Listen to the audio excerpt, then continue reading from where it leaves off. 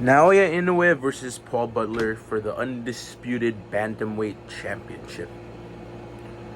Well, not what the fans wanted because Butler didn't really win that belt. He was the interim champion and he only won it because Casemiro used the sauna. So we get this bout instead. And fortunately, this is gonna be like a train running over a donkey type of fight. But Butler could beat the odds. Everyone thought Canelo was gonna run over a plant and it was gonna be an easy fight, and Canelo struggled in that fight and knocked him out in the 11th round. But I don't think Butler has the grit or the same skill set as Caleb Plant to be able to handle Inoue's power. That being said, I give this fight tops 3 rounds.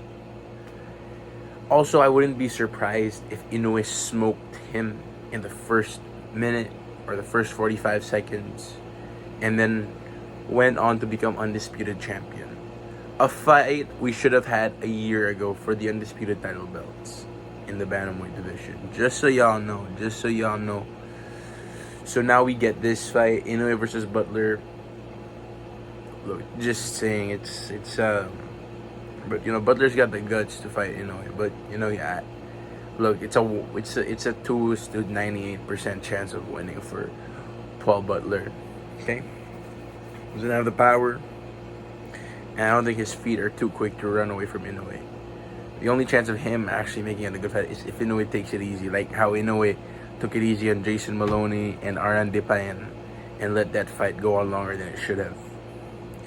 Because Inoue sometimes likes to let the fights go on longer when he knows he can smoke the other guy early. So yeah, we got Naoya Inoue versus Paul Butler.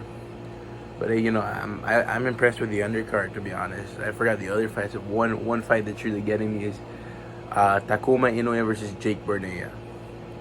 That should be a good fight too. Philippines versus Japan. Hopefully he can make up for all the losses that's been happening in Japan lately for Filipinos, and he probably could. He's got a good management team, got good power, and Takuma's been dropped before.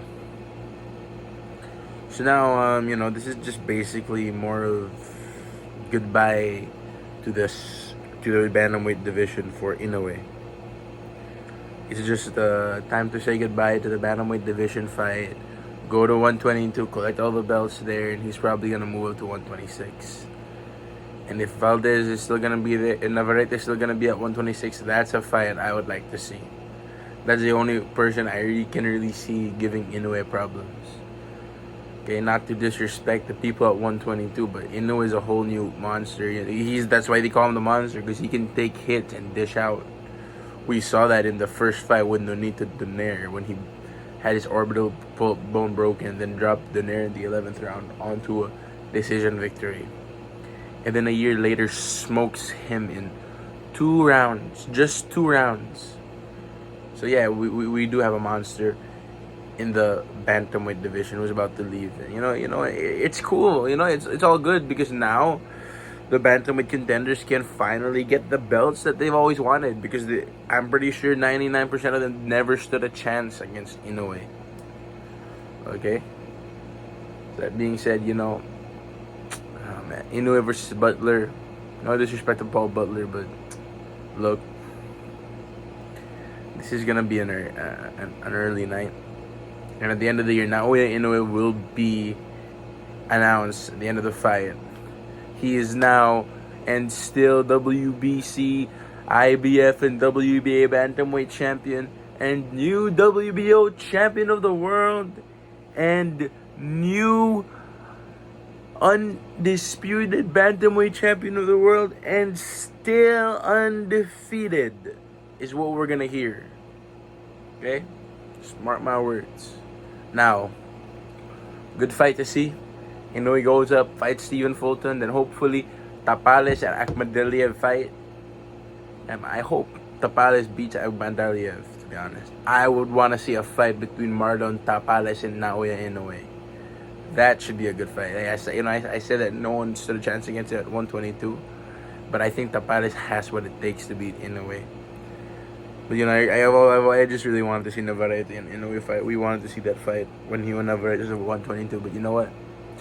Let's just look forward to his reign at 122, and let's see if anyone can beat him up there. But just in all fairness, I just see him going to 126. And like, no disrespect to the super bantamweights out there, but Inoue is a monster.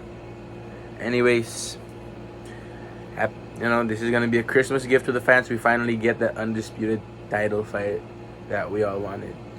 God bless.